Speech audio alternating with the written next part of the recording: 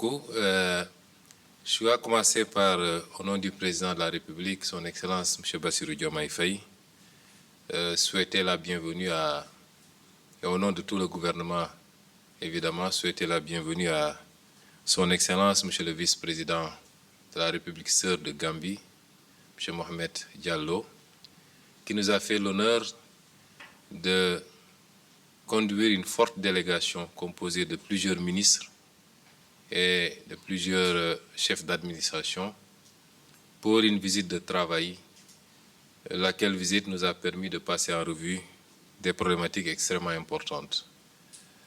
Ces visites sont importantes pour nous parce que nous nous sommes inscrits dans une ligne très claire et très ferme et une vocation irrévocable qui est une ligne panafricaine.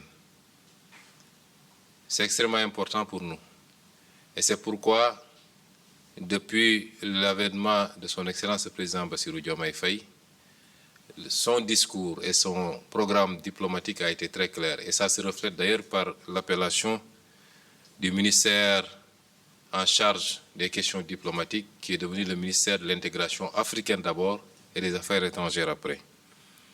Et c'est pourquoi notre logique, c'est de travailler au rapprochement entre tous les peuples africains et particulièrement les peuples voisins, les pays voisins.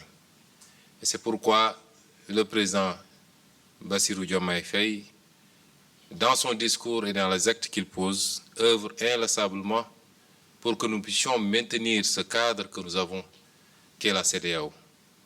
Nous ne pouvons pas encourager une énième scission, alors que partout dans le monde, les gens essaient de tout faire pour se renforcer dans des regroupements très forts. Nous devons aujourd'hui dépasser certains clivages où, pour des raisons qui certes peuvent être valables quelquefois, nous nous retrouvons chaque fois à devoir reprendre à zéro, et il est évident que nos nations prises isolément ont très peu de chances de pouvoir réussir le grand bond en avant que les peuples attendent depuis très longtemps. Il nous faut aujourd'hui faire preuve de dépassement, qu'il s'agisse des relations bilatérales entre le Sénégal et la Gambie par exemple, ou des relations multilatérales dans les cadres communautaires. Il nous faut faire preuve de dépassement pour éviter souvent toutes les considérations qui peuvent aboutir à des situations que nous ne souhaitons pas. Et c'est pourquoi nous considérons que dans cette œuvre de rassemblement, de rapprochement entre tous les peuples africains et particulièrement les peuples avec lesquels nous partageons cette communauté ouest-africaine, les relations privilégiées particulières avec la Gambie, qui est notre voisin le plus proche pour N raisons. Je ne parlerai pas des considérations culturelles. Nous nous sommes exprimés tous deux en langue wolof, Monsieur le vice-président et moi-même, lors de notre première allocution. Et ni le peuple gambien ni le peuple sénégalais ne peut revendiquer l'exclusivité ou un patrimoine sur cette langue que nous partageons en commun. Et toutes les autres langues que nous partageons en commun, le manding, le diola, le pulaar, ainsi de suite. Je ne parlerai même pas de ces considérations. Je passerai les considérations géographiques, mais l'histoire, depuis quasiment l'aube des temps, a fait que nous sommes un et un seul peuple. Deux États certes, mais un et un seul peuple. Et c'est pourquoi aujourd'hui, c'est avec beaucoup de plaisir que nous recevons M. le vice-président.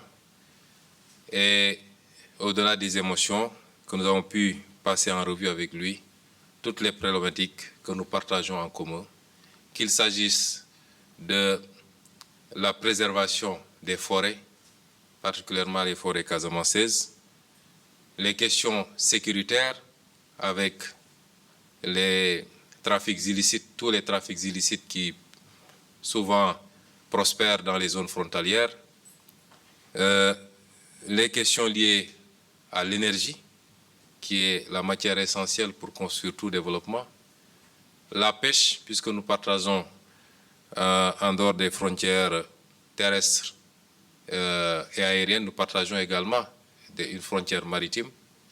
Nous avons pu passer en revue toutes ces questions, les problématiques de défense, de formation, aussi bien sur les questions militaires que les questions civiles. Et nous avons pu remarquer à quel point nous étions convergents sur l'approche qu'il fallait et les solutions qu'il fallait apporter à ces questions-là. Et je remercie Monsieur le vice-président pour cela. Évidemment, nous avons noté les insuffisances liées au cadre institutionnel qui a été quelque peu négligé ces dernières années, et particulièrement le secrétariat permanent qui a en charge la matérialisation, le suivi et l'application des mesures. Les retards quelquefois sur le plan financier dans les cotisations et beaucoup d'autres écueils que nous avons pu passer en revue et sur lesquels des décisions ont été prises. En résumé, c'est vous dire que cette matinée a été très instructive d'un côté, mais également a pu aboutir à des résolutions qui nous semblent extrêmement importantes pour les deux pays.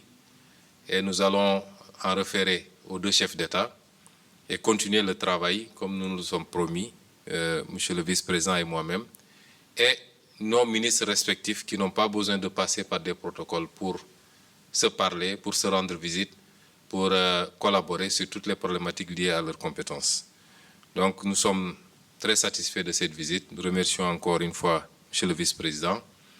Et tout à l'heure, nous allons l'accompagner pour son audience avec son Excellence, Monsieur le Président de la République. Merci beaucoup. Merci beaucoup, Monsieur le Premier